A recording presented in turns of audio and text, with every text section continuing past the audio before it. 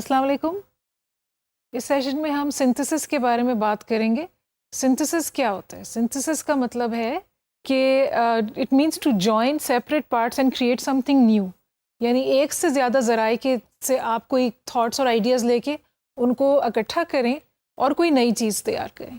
अगर आपको किसी ने कहा है कि आप ये लिखें कि गाँव की ज़िंदगी और शहर की ज़िंदगी में क्या फ़र्क है, और उसके बारे में अगर आप लिस्ट बना लें, आप लिस्ट बना लेंगे कि ये वाली फ़ायदे गांव में हैं रहने के और ये वाले फ़ायदे शहर में रहने के। बहुत लंबी लिस्ट हो, बेशक आपके पास बहुत से पॉइंट्स हों, बहुत कॉम्प्रिहेंसिव लिस्ट हो और बड़ी मेहनत से आपने बनाई हो, but what is it? It's still a list. वो एक फहरिस्त है, वो एक जीती जागती कहानी या जीता जागता ब्लॉग नहीं है।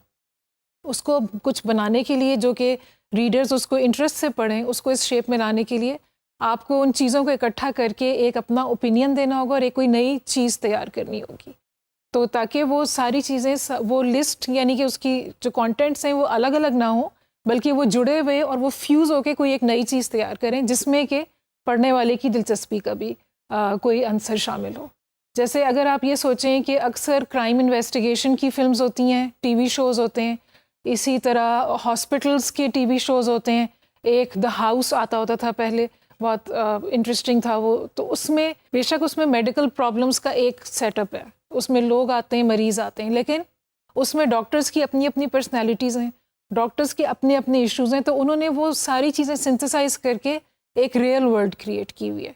इसी तरह क्राइम इन्वेस्टिगेशन में भी जो होते हैं उनकी अपनी पर्सनैलिटीज़ होती हैं और उनके अपने आपस के इश्यूज़ होते हैं, विच आर डिफरेंट फ्राम जो कि मेन टॉपिक है, यानी कि क्राइम इन्वेस्टिगेशन या वो जो भी उनकी आपस में कंपटीशन चल रहा है, किसने कौन सा केस करना है, and all of that gives it a human interest, that makes it real, that makes it memorable. इसी तरह लोग उसको याद रखते हैं क्योंकि उसमें अलग अलग पॉइंट्स नहीं होते जो लोगों को याद करने में दिक्कत हो, बल्कि एक फ़्लो के साथ बनाई हुई कहानी या नैरेटिव होता है। तो अगर आपको फॉर एग्ज़ाम्पल एक आपने ब्लॉग लिखना है फ़ास्ट फूड के ऊपर कि फ़ास्ट फूड्स का फ़ैड पाकिस्तान में कैसे आया और फिर क्या हुआ और कौन सी सोशल हैबिट्स लोगों की चेंज हुई उसके बाद, तो उसके लिए आप एक लिस्ट बना सकते हैं। लेकिन वो लिस्ट तो बहरहाल एक लिस्ट होगी। उसके बाद अगर आप उसको लिखने की कोशिश करें और उसको एक ब्लॉग का इंट्रोडक्शन दें, तो वो सारे थॉट्स लिस्ट वाले कैसे उसमें इकट्ठे हो सकते हैं, उसका एक आपको छोटा सा नमूना दिखाते हैं। उसको आपने फ्यूज़ करना है और ताकि एक पूरी कंप्लीट पिक्चर जो है पढ़ने वाले के सामने आ सके। ये नहीं कि हर पिक्चर का हर कंटेंट अलग अलग पिक्चर में हो, बल्कि एक ही पिक्चर में सारी चीज़ हो। It has to be together. और इसके लिए आप डिफरेंट डिफरेंट तरह के लोगों से पूछ सकते हैं। डिफरेंट व्यू पॉइंट्स लेने के लिए आप डिफरेंट लोगों से पूछ सकते हैं। आप ख़वातीन से पूछ सकते हैं, मर्दों से, डिफरेंट जनरेशंस के लोगों से पूछ सकते हैं। And then you add your own opinion and then you add your own view point कि आप किस एंगल से कहानी सुनाना चाह रहे हैं, आप क्या स्टैंड लेना चाह रहे हैं। जर्नलिस्ट को या लिखने वाले को बेशक ये कहते हैं कि उसको इम्पार्शल होना चाहिए, लेकिन वो बहरहाल जो भी उसके सामने हक़ाइक़ है उसके मुताबिक वो कोई ना कोई व्यू पॉइंट ज़रूर देता है।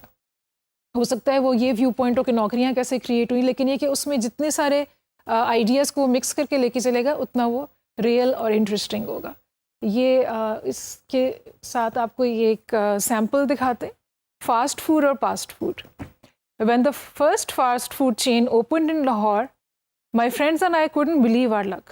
Slowly, the fad faded with growing awareness about nutrition, balanced diet, and diseases like childhood diabetes caused by eating too much fast food. Yet, it still remains a popular option for a family outing. It's quick, it's cheap, and let's be honest, it's a bit more hygienic than other options at similar prices. I talked to several interesting people about fast food chains and got a wide range of views and opinions. Some of them quite eye-opening. Read on. तो ये एक इस मौजू पे एक blog का opening paragraph है। उन्होंने कुछ पॉजिटिव बात भी बताई है, नेगेटिव भी बताई है, अपना पर्सनल स्टोरी भी थोड़ी सी बीच में डाली है। ये भी बताया है कि उन्होंने बहुत सारे डिफरेंट लोगों से पूछा है और फिर उसके बाद वो कहानी को आगे लेके चल रहे हैं। तो इस तरह ये एक पैराग्राफ है जिसमें आपको सिंथेसिस नज़र आ रहा है, यानी कि डिफरेंट थॉट्स को इकट्ठे करके एक फ़्लो में मरबूत किया गया। That is an important skill कि आप सिर्फ रिसर्च और लिस्ट्स पे फोकस नहीं कर रहे या कितना सारा कंटेंट आप डाल रहे हैं।